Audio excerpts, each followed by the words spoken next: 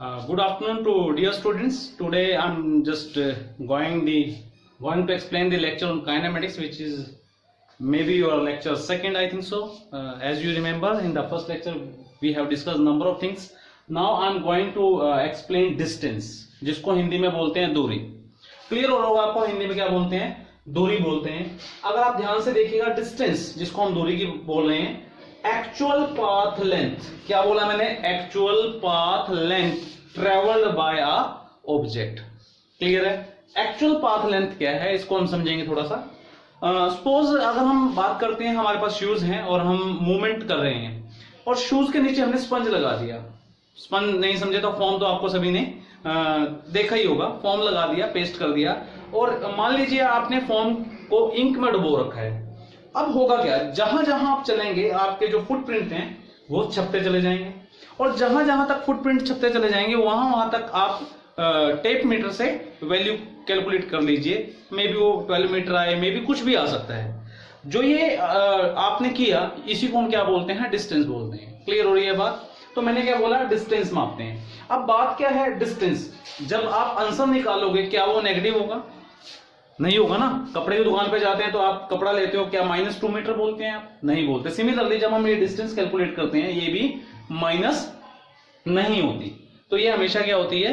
Positive होती है. ये कभी भी जीरो नहीं होती, ये भी ध्यान रखिएगा. तो समझ में आया आपको डिस्टेंस क्या होता है? अब बात करते हैं डिस्प्लेसमेंट. डिस्प्लेसमेंट बेसिकली क्या होती है? जैसे कि मैंने लिखा है, shortest path oblique distance. Shortest path oblique distance from initial, ये मैंने लगाया यहां पर, from initial to final position. Final position, यहां तक फाइनल पोजीशन.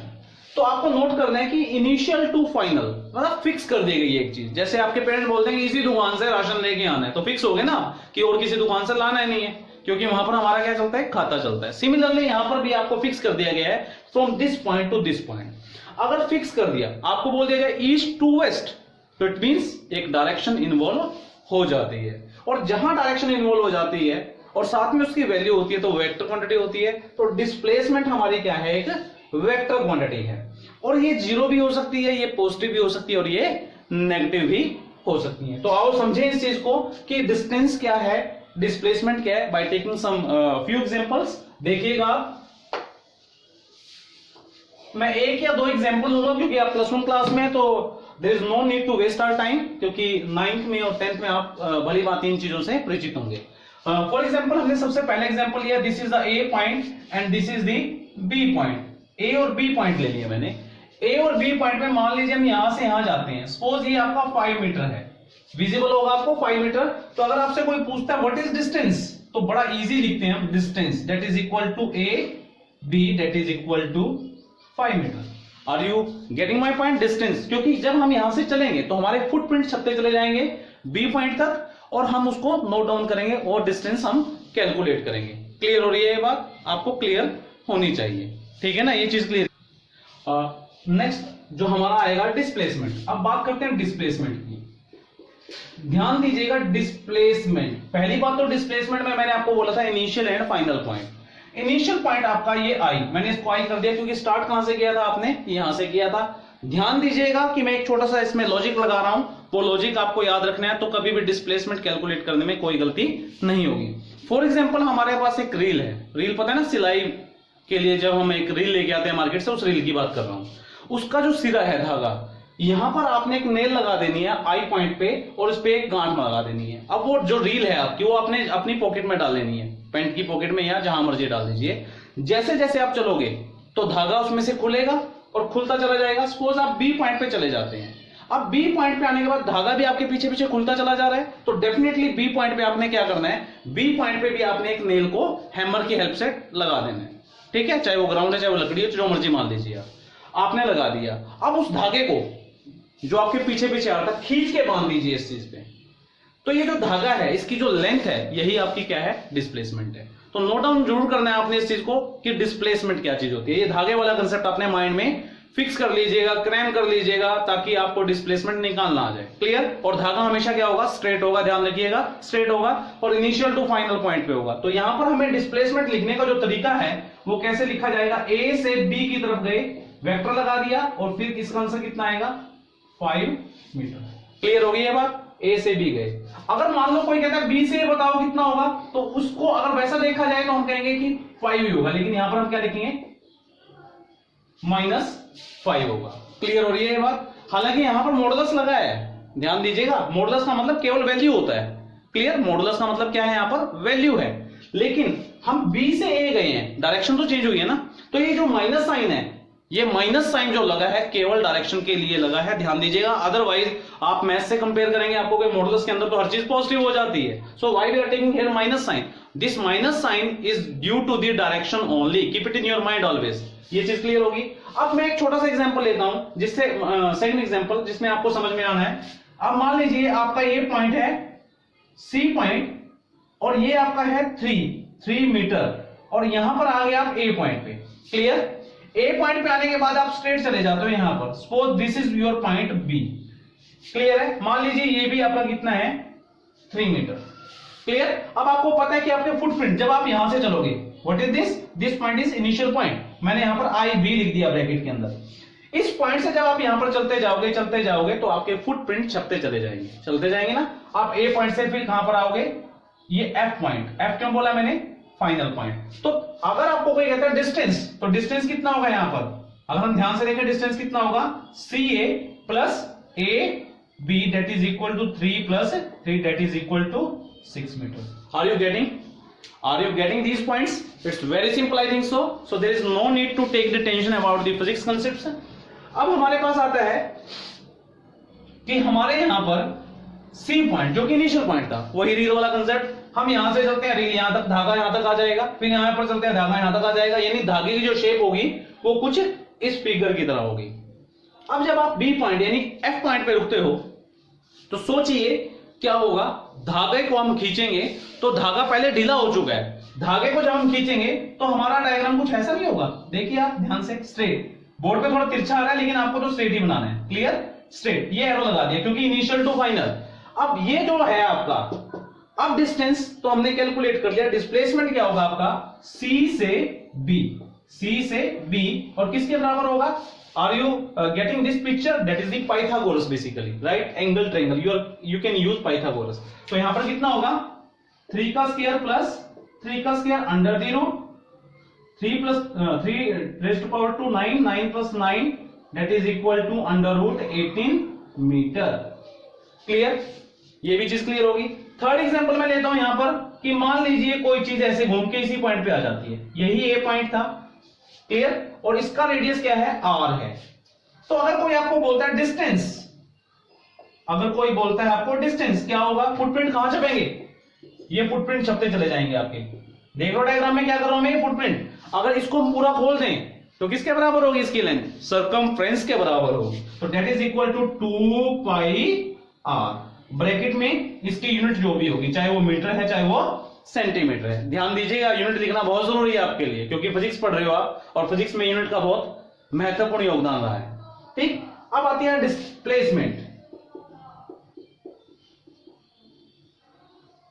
डिस्प्लेसमेंट की अगर हम बात करें तो डिस्प्लेसमेंट है क्या, इनिशियल टू फाइनल पॉइंट के बीच की दूरी। आप कहेंगे सर आप रील वाला एग्जांपल तो भूल ही गए। आप नहीं भूला मैं, रील वाला एग्जांपल हम फिर दोबारा रिपीट करते हैं। ए पॉइंट पे हमने नेल को लगाया था और घूम के हम यहां तक आ जाते हैं, तो धागा तो बहुत ज्यादा खुल चुका है, लेकिन मैं रुका कहां पर, वापस ए पॉइंट पे। मैंने धागे को दोबारा खींचा और धागे पे जो पहले गांठ मारी थी हम वहीं पर पहुंच जाते हैं, क्योंकि धागे के बीच की दूरी यानी ए पॉइंट से ए पॉइंट की दूरी कितनी होगी, 0 मीटर। तो हम यहां पर लिखेंगे, मैं लिख देता हूं, ए से ए पे वापस आया तो आंसर कितना आएगा, 0 मीटर। अगर यूनिट दे रखी है तो मीटर लगाएंगे, यूनिट नहीं दे रखी तो यूनिट लिख देंगे हम, आपको क्लियर होना चाहिए। तो देखिए आप यहां पर अगर आप देखते हो तो इन दोनों रिलेशन से, इन तीनों एग्जांपल से एक चीज तो हमें ये पता चलती है, डिस्प्लेसमेंट पॉजिटिव भी होती है, डिस्प्लेसमेंट नेगेटिव भी होती है और डिस्प्लेसमेंट 0 भी होती है।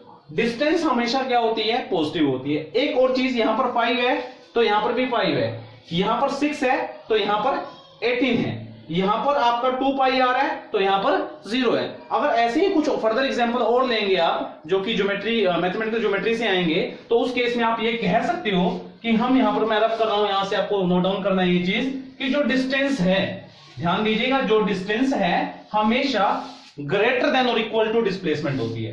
जो हमारी डिस्टेंस है, मैं रिपीट कर रहा हूं, जो हमारी डिस्टेंस है, distance is always greater than equal to displacement. Clear है ये चीज? क्लियर? ये नोट डाउन करनी है आपने, नोट डाउन कीजिएगा इसको फटाफट से। अब बात आती है आपकी स्पीड की। स्पीड बेसिकली क्या है? अगर हम स्पीड को नॉर्मल वे से चेक करें तो स्पीड क्या है? It is defined as the time rate of change of, it is defined as the time rate of change of distance, time rate of change of distance. मतलब v is equal to आपका क्या लिखेंगे हम? Distance divide by time. Note down कीजिएगा, distance divide by time. क्या unit होगी इसकी? Metre divide by second, metre divide by second. और ये हमेशा क्या होगी आपकी? पॉजिटिव होगी। Can never be zero, can never be zero. Clear है चीज? Can never be zero. इसके कुछ पार्ट्स आते हैं। मान लीजिए पहला पार्ट जो मैं लिख रहा हूं वो क्या आपका? वो है यूनिफॉर्म स्पीड। पहली क्या है आपकी? यूनिफॉर्म स्पीड है। क्या चीज है आपकी? यूनिफॉर्म स्पीड है। अब यूनिफॉर्म स्पीड क्या होती है आपकी? यूनिफॉर्म स्पीड की अगर हम बात करें, यूनिफॉर्म स्पीड का मतलब होता है कि जब body equal interval of time में इक्वल डिस्टेंस कवर करे। तो हम क्या लिखते हैं? एन ऑब्जेक्ट या an object be in uniform motion, be in uniform motion if it covers equal distances in equal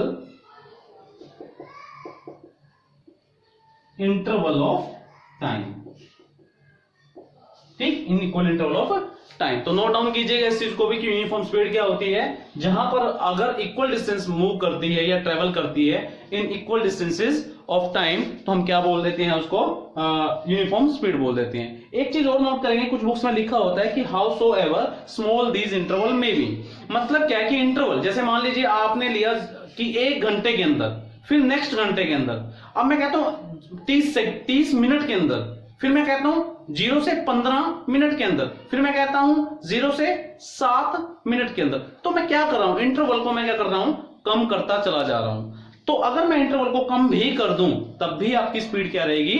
uniform speed रहेगी। तो ये आपका फर्स्ट पार्ट था, यूनिफॉर्म स्पीड। अब आपका आता है वेरिएबल स्पीड। सेकंड पोर्शन क्या आता है आपका? Variable speed. बी पार्ट में लिख रहा हूं वेरिएबल स्पीड। मैंने लिखा an object is set to be in variable motion, variable motion. Variable लिख सकते हो आप या नॉन यूनिफॉर्म भी लिख सकते हो।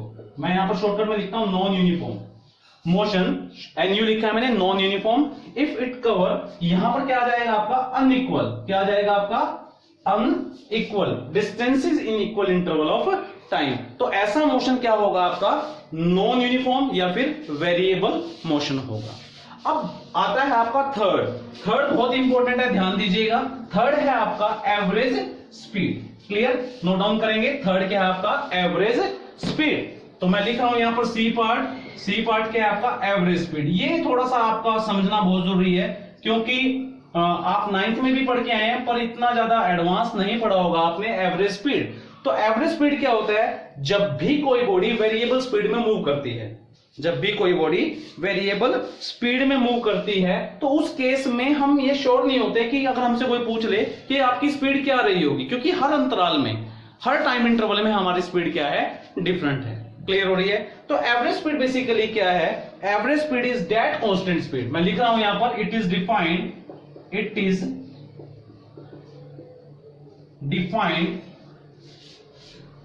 As the constant speed. अब ये क्यों लिखा मैंने, अभी मैं बताऊंगा आपको। As the constant speed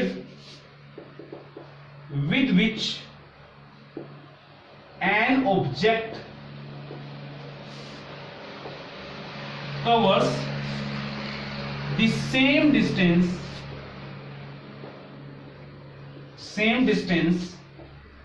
in same time as it cover with variable speed in the same time. Clear? मतलब क्या है समझिएगा, थोड़ा सा समझना आपको बहुत जरूरी है। मान लीजिए ये आपका करनाल है और ये आपका पानीपत है। क्लियर? ये डिस्टेंस हमने लगा दी, यहां से यहां तक के डिस्टेंस, यहां से यहां हम जा रहे हैं, ठीक। और यहां पर मान लीजिए यहां पर वेलोसिटी कितनी है v1, यहां पर वेलोसिटी कितनी है v2, यहां पर वेलोसिटी कितनी है v3, यहां पर वेलोसिटी कितनी है v4। I am not taking the numerical problem here because थोड़ा मुश्किल हो जाएगा कैलकुलेट करना, ताकि आपको पहले बेस बताया जाए, फिर न्यूमेरिकल प्रॉब्लम्स पे भी आएंगे। तो v1, अब मान लीजिए यहां तक हमें जो टाइम लगता है, सपोज हमें लगता है 1 आवर। क्लियर? हमें कितना लगता है? 1 आवर लगता है। विजिबल नहीं हो रहा, मैं थोड़ा बड़ा लिख देता हूं, 1 आवर लगता है। थोड़ा एग्जांपल ले रहा हूं समझाने के लिए और कुछ नहीं।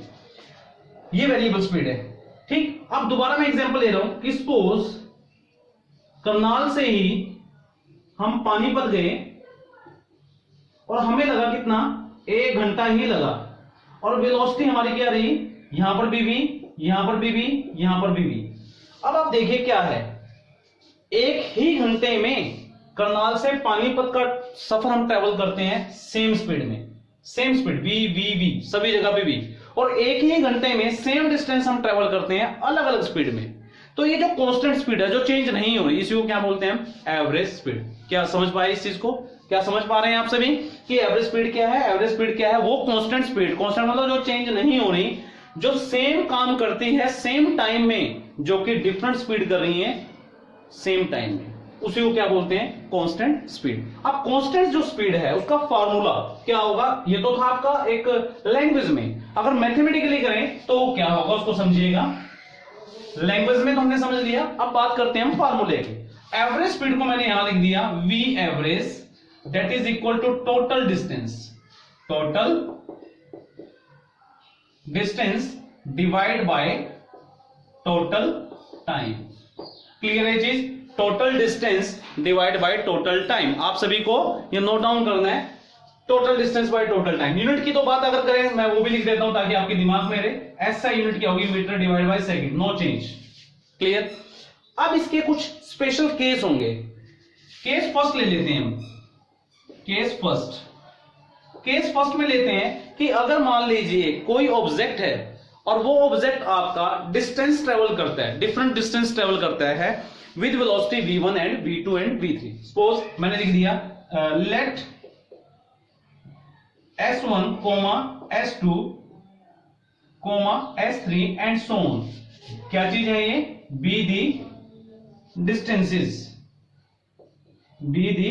डिस्टेंसेस ट्रेवल्ड, ठीक है, travelled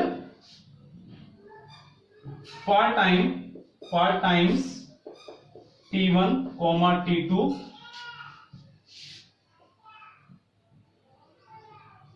t3 and so on। Clear है चीज? ऐसा मतलब गिवन क्या है? केवल डिस्टेंस गिवन है और केवल टाइम गिवन है, वेलोसिटी गिवन है ही नहीं, और आपको बोल दिया जाए कि find out the average speed. आपको पता है एवरेज स्पीड क्या होती है? मैंने अभी आपको बताया था, टोटल डिस्टेंस। क्या होती है आपकी? Total distance. ये ले लिया हमने total distance divide by total time. देखिए फिजिक्स को आपको इमेजिनेशन में चलना पड़ता है, फिजिक्स को करने के लिए इमेजिन करना ही पड़ता है चीजों को, इसलिए इमेजिनेशन ही फिजिक्स होती है। तो यहां पर हमारे पास क्या है? Total distance. We know total distance कितना है हमारा, देखा जाए तो हमारे पास टोटल डिस्टेंस कितना है? s1 plus s2 plus s3 and so on। Very easy. अब बात करते हैं, सॉरी टाइम नहीं था यहां पर, वेलोसिटी दे रखी थी, गलत बोल गया मैं।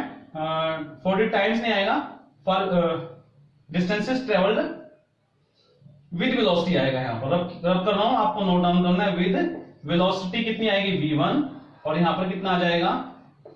v2, एंड यहां पर कितना आ जाएगा? v3। क्लियर? अब यहां पर देखिए मैंने यहां पर लिख दिया टाइम। सपोज मैंने माना मैंने, ध्यान दीजिएगा, आई एज्यूम कि जब s1 ट्रेवल किया v1 वेलोसिटी से तो टाइम रहा होगा t1, तो मैंने यहां लिख दिया t1, यहां पर लिख दिया t2 और यहां पर लिख दिया t3 एंड so on। तो क्या आप समझेंगे आप? t क्या है आपका? जो जितनी भी टाइम की क्वांटिटी मैंने दी है वो क्या है? अननोन। तो यहां पर मैं लिख देता हूं कि T1, T2, T3 क्या है, ये अननोन है, अननोन्स है। लेकिन हमें ये पता होता है कि जब कोई चीज अननोन होती है और दो चीजें नोन दे रखी हो तो अननोन को निकालना बड़ा इजी हो जाता है। क्लियर? तो मैं थोड़ा इसको रब करता हूं, आप नोट डाउन कीजिएगा। अब देखिएगा आपके पास क्या है, मुझे पता है कि V1 किसके बराबर है, S1 divide by T1। V2 किसके बराबर है, S2 divide by T2। This implies यहां से T1 की वैल्यू कितनी आ जाएगी, S1 divide by V1। This implies T2 की वैल्यू कितनी आ जाएगी, S2 divide by V2। Are you getting? बड़ा इजी से तरीके से समझ रहे हैं इसको। अब हमारे पास देयरफॉर एवरेज वेलोसिटी जो है हमारे पास वो क्या थी, S1 divide by S2 S3 and so on, divide बोल गया मैं, सॉरी, प्लस था। अब T1 की वैल्यू कितनी है यहां पर, S1 divide by V1। T2 की value S2 divide by V2, similarly S3 divide by V3 and so on. Clear? तो this is the formula basically for the average velocity. इसके अंदर अगर एज्यूम करें कि केवल दो पार्ट में ही हमारा क्वेश्चन दे रखा हो, S1 और S2 दे रखा हो, और दोनों में हमने मान लिया इफ, अब स्पेशल केस में भी स्पेशल केस ले रहा हूं, एजम्पशन ले रहा हूं कि if S1 is equal to S2 is equal to S से, मान लिया मैंने कि ये इसके बराबर होगा, तो क्या होगा, देन दिस इंप्लाइज एवरेज जो वेलोसिटी है वो किसके बराबर हो जाएगी, S प्लस S। अब देखिए मैंने सिर्फ ये दो टर्म ली है, केवल दो, बाकी मैंने इग्नोर की क्योंकि मेरा न्यूमेरिकल के अंदर केवल दो ही टर्म दे रखी हो। तो क्या होगा, S प्लस S हो गया, यहां से भी कितना आएगा, S plus S divide by, यहां पर कितना है V1 और यहां पर कितना आएगा V2। तो देखिए यहां पर कितना आएगा 2S, और यहां पर मैंने S कॉमन निकाल लिया, यहां पर आएगा V1 प्लस 1 बाय V2, और यहां से S कैंसिल हो जाएगा आपका, तो यहां से एलसीएम जब लोगे आप तो ऊपर एलसीएम चला जाएगा V1 V2 divide by V1 plus V2। तो this is the exact formula for the average velocity when velocity as well as distances are known. ध्यान दीजिएगा, velocity as well as distances are known. इसको note down कीजिए, next case पे चलते हैं। Next case जो आपका आता है, if particle travels with speeds v1, v2, v3 and so on for the time interval t1, t2 and 3t and so on। अगर ऐसा दे रखा हो, वेलोसिटी दे रखी है और टाइम दे रखा है पर डिस्टेंस नहीं दे रखी, तो टोटल डिस्टेंस निकालते हैं हम यहां पर। देयरफॉर टोटल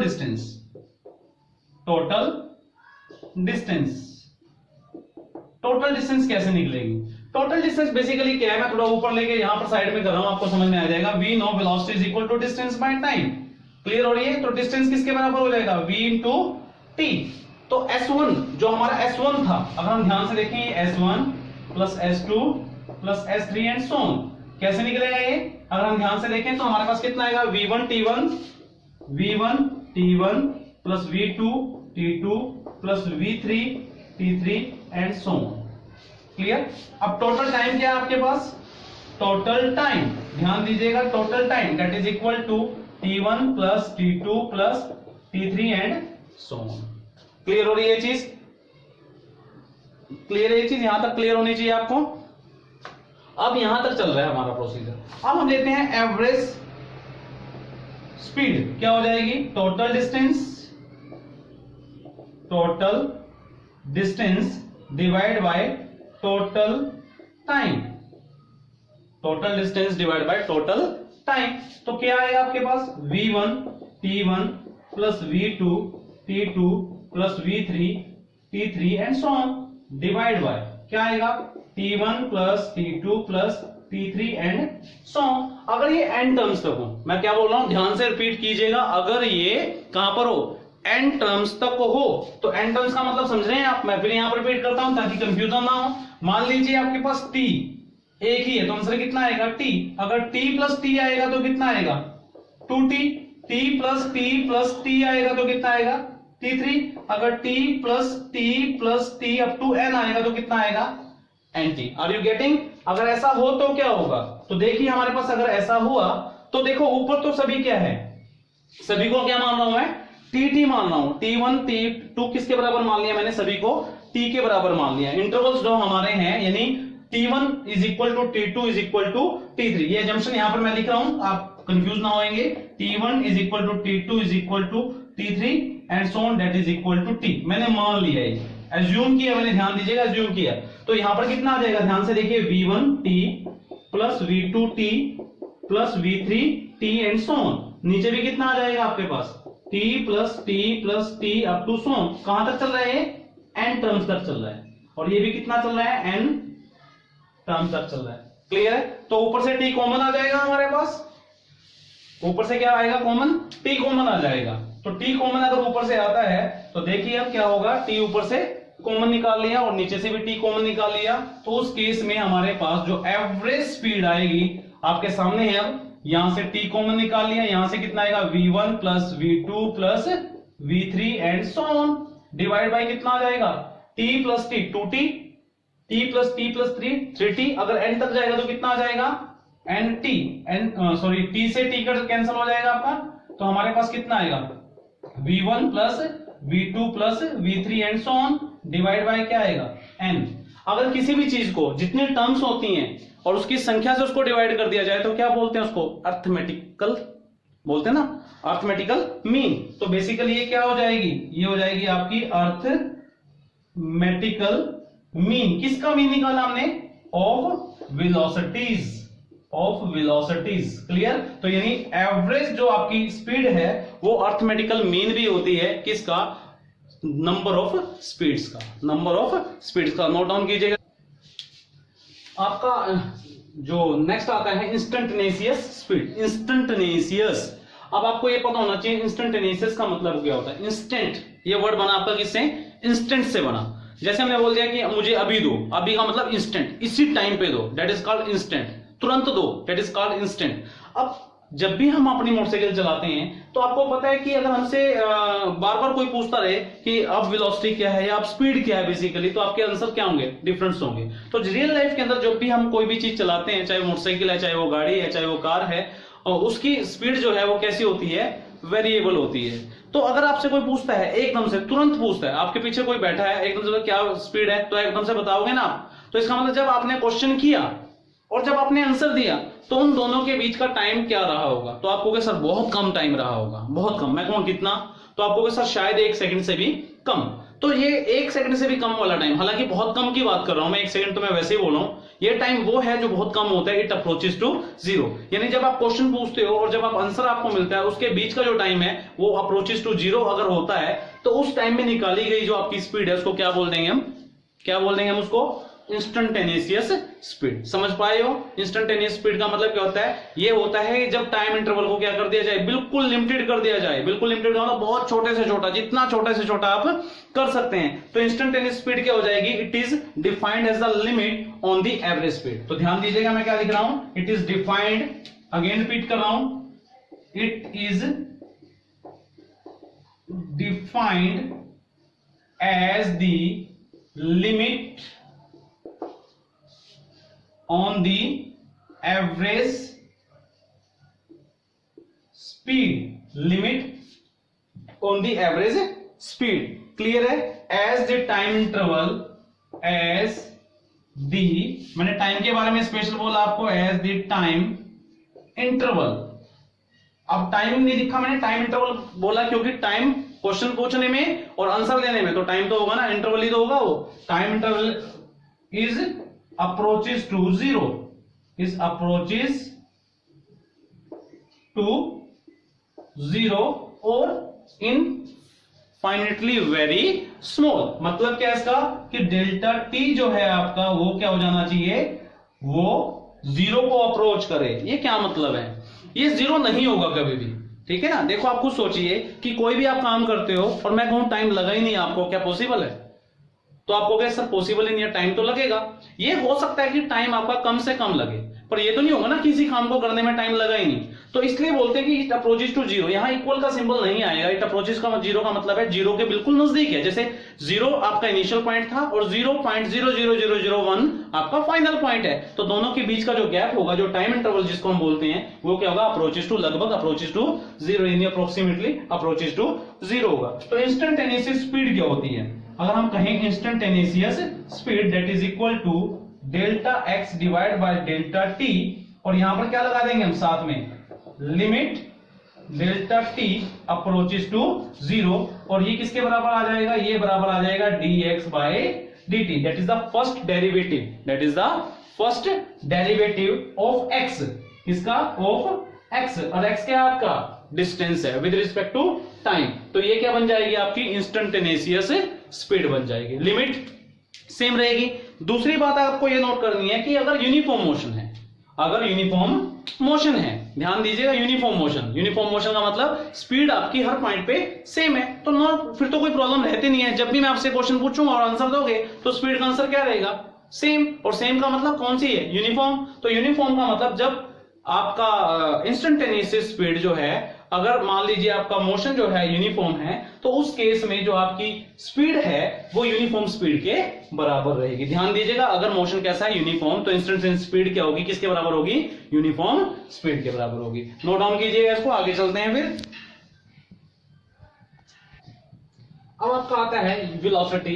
वेलोसिटी हम बोलते हैं it is the defined as the time rate of change of displacement, time rate of change of displacement, यानी टाइम के साथ साथ डिस्प्लेसमेंट में क्या अंतर पड़ता है। ध्यान दीजिएगा, टाइम के साथ साथ डिस्प्लेसमेंट में क्या अंतर पड़ता है।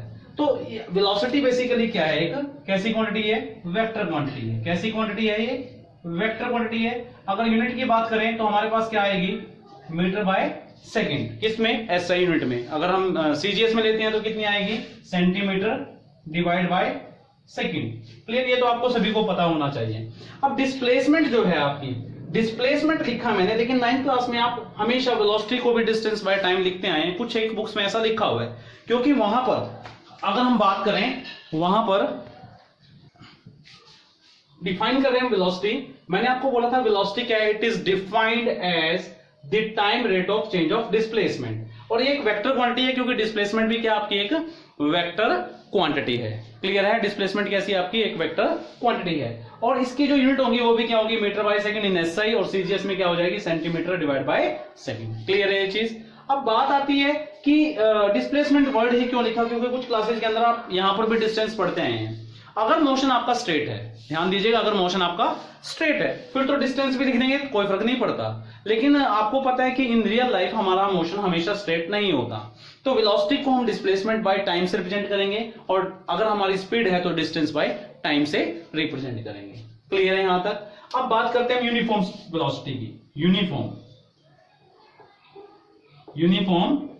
वेलोसिटी, यूनिफॉर्म वेलोसिटी में क्या हो जाएगा, when an object cover equal displacement in equal interval of time। तो नोट डाउन कीजिएगा इसको कि when an object covers equal displacements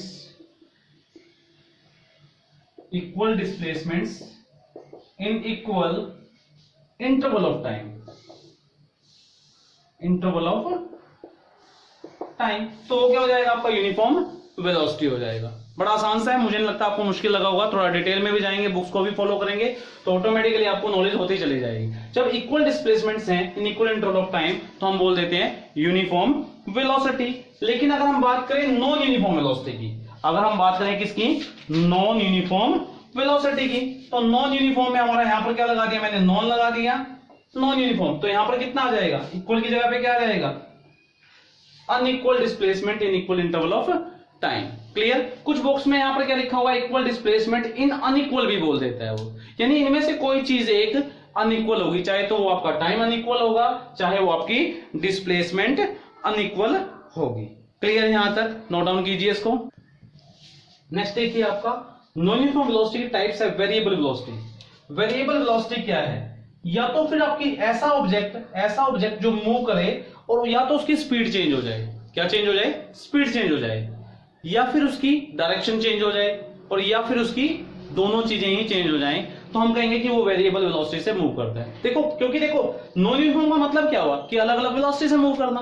अलग अलग वेलोसिटी से मूव कब करेगा, नोट डाउन कीजिएगा, अलग अलग वेलोसिटी से कब मूव करेगा, या तो फिर उसकी स्पीड चेंज हो, क्लियर, या फिर उसकी डायरेक्शन मूव चेंज हो,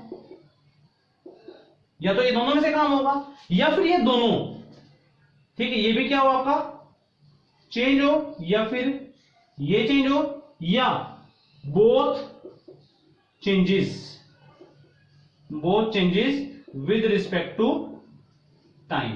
क्लियर है? With respect to time. तो ऐसी वेलोसिटी क्या हो जाएगी आपकी? वेरिएबल वेलोसिटी हो जाएगी। सेकंड जो इसका आएगा बी पार्ट, वो होगा आपका एवरेज वेलोसिटी। बहुत इंपॉर्टेंट है ये भी, जैसे एवरेज स्पीड है ऐसे ही एवरेज वेलोसिटी है, लेकिन न्यूमेरिकली पॉइंट ऑफ व्यू से मैं इसको कहूंगा कि बड़ा इजी है। तो बी पॉइंट मैंने लिख दिया एवरेज वेलोसिटी। Average velocity. अब एवरेज वेलोसिटी जो, अगर हम बात करें एवरेज वेलोसिटी की, तो एवरेज वेलोसिटी जो हमारे पास आता है, एवरेज वेलोसिटी की हम बात करते हैं। एवरेज वेलोसिटी क्या चीज है? जैसे स्पीड वेरिएबल होती थी किसी भी ऑब्जेक्ट की, ऐसे ही आपकी वेलोसिटी भी क्या होती है? वेरिएबल होती है। ठीक, तो हम इसको क्या कहेंगे? It is defined as the constant velocity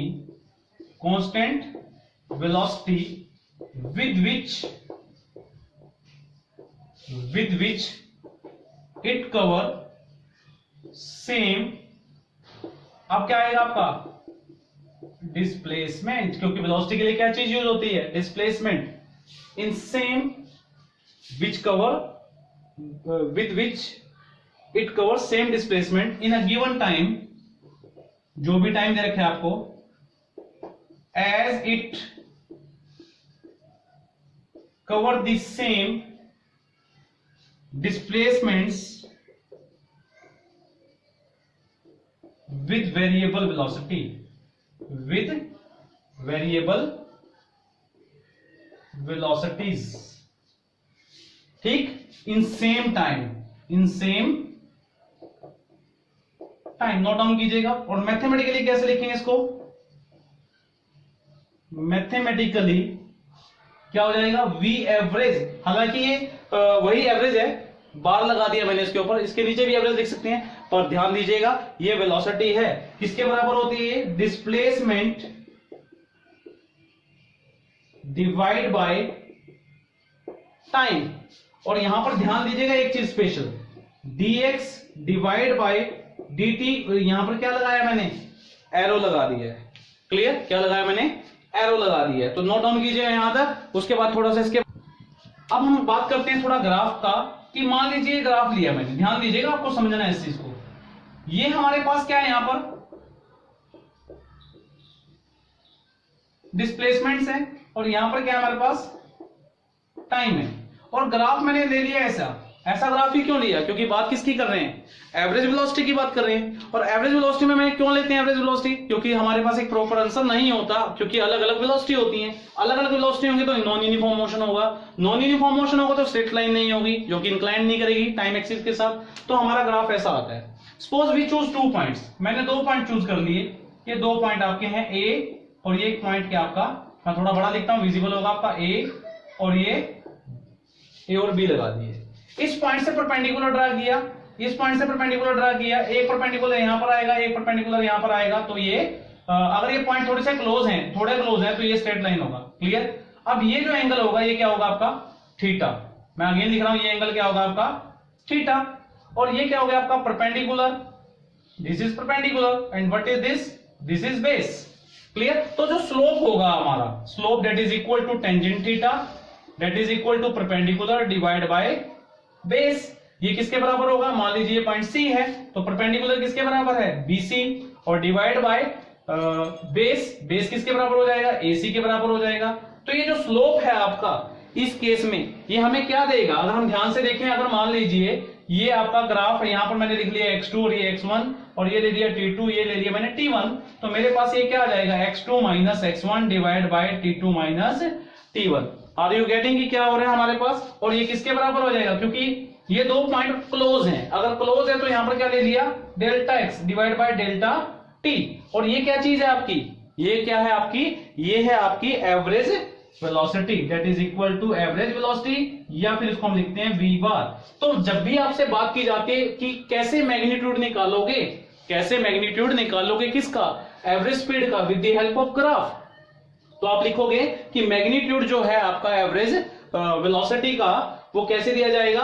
by the, क्या है ये? By the slope, by the slope of the displacement time graph. Clear है? ध्यान से इसको नोट डाउन कीजिएगा। इसके बाद हम नेक्स्ट टॉपिक जो हमारा इंस्टेंटेनियस वेलोसिटी को डिस्कस करेंगे इसी ग्राफ। अब आपका आता है इंस्टेंटेनियस वेलोसिटी। इंस्टेंटेनियस वेलोसिटी को अगर हम ध्यान से देखें तो इंस्टेंटेनियस वेलोसिटी जो है हमारी, उसको हम रिप्रेजेंट करते हैं limit on the average velocity as time interval approaches to zero. तो vi, that is I designate for the instantaneous velocity, which is equal to limit time approaches to zero, delta x by delta d, which is nothing, delta x by delta d, which is nothing, that is the slope। आप सभी को पता है that is called slope। तो ये किसके बराबर आएगा? फर्स्ट डेरिवेटिव आएगा of the position with respect to time. तो इंस्टेंटेनियस वेलोसिटी किसके बराबर भी है? फर्स्ट डेरिवेटिव के बराबर भी है। एक तो ये चीज आपको इंपॉर्टेंट ध्यान देनी है। अब इंस्टेंटेनियस वेलोसिटी होती क्या? आप देखिए, मान लीजिए यहां से हमने ये लिया, तो ये मान लीजिए टाइम कितना है t2 और यहां पर कितना है आपका t1। सपोज इस b पॉइंट को मैं यहां पर ले लेता हूं, इस पॉइंट पे, इस b पॉइंट को उठाया मैंने, कहां पर ले आया? इस पॉइंट पे ले आया और यहां पर मैंने b को लिख दिया। तो यहां से अगर हम परपेंडिकुलर लेंगे तो टाइम कहां पर आ जाएगा? अब ये गैप क्या हुआ? ये गैप किसके बराबर है? डेल्टा t किसके बराबर है? t2 माइनस t1 के बराबर है। नोट डाउन कीजिएगा, मैं थोड़ा बड़ा लिख रहा हूं। यहां पर डेल्टा t जो है वो किसके बराबर मान रहा हूं मैं? t1 minus t2 minus t1 के बराबर। अब मान लीजिए इसी b पॉइंट को मैं यहां पर ले लेता हूं, b पॉइंट को उठा के यहां लेता हूं, तो ये t2 यहां पर आ जाएगा। इसका मतलब t2 कहां आ रहा है आपका? नजदीक आ रहा है किसके? t1 के। फिर ये वापस उठाया मैंने, यहां पर रख दिया, फिर किसके पास आ गया? t1 के पास। और जब इसको बार बार ऐसे ही करते रहेंगे तो b पॉइंट जो है वो किसके ऊपर कंसाइड करेगा? ए पॉइंट पे। ध्यान दीजिएगा, मैं थोड़ा शायद स्पीड से पढ़ा रहा हूं क्योंकि ऑनलाइन क्लासेस हैं, तो लेकिन आपको ध्यान देना है क्योंकि पॉज कर सकते हो वीडियो को, आप समझ सकते हो। यहां पर जो बी पॉइंट है, जो ये बी पॉइंट मैंने यहां पर लिखा, मैं इसको क्या कर रहा हूं? ऊपर से नीचे की तरफ लेके आ रहा हूं। अगर इसी पॉइंट को मैं क्लोज करते करते कहां पर ले आऊंगा? ए के बिल्कुल नजदीक। तो ये जो टाइम है t2 माइनस t1, ये क्या हो जाएगा? कम होता चला जाएगा और किसकी तरफ बढ़ता जा रहा है? जीरो की तरफ बढ़ता जा रहा है, लेकिन जीरो नहीं होगा। तो उस केस में जो डायग्राम बनेगा, मैं थोड़ा डायग्राम को यहां पर बना के दिखा रहा हूं। डायग्राम शायद यहां पर, इसको नोट डाउन कर रखा है आपने, मैं यहां पर कर रहा हूं।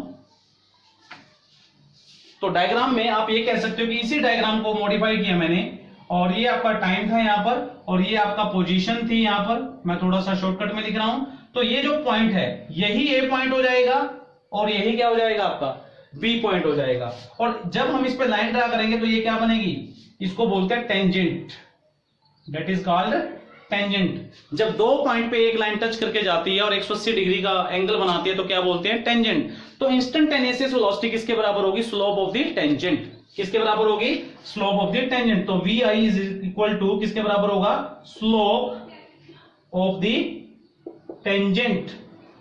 स्लोप ऑफ द टेंजेंट किसका? Position time graph, position time graph. Clear? Slope किसके बराबर, सॉरी इंस्टेंटेनियस किसके बराबर हो जाएगी? Slope of the instantaneous graph. Clear है? अब स्लोप का मतलब वैसे क्या होता है? वैसे देखा जाए तो एक एंगल होता है, ये एंगल हमारा theta, that is called slope.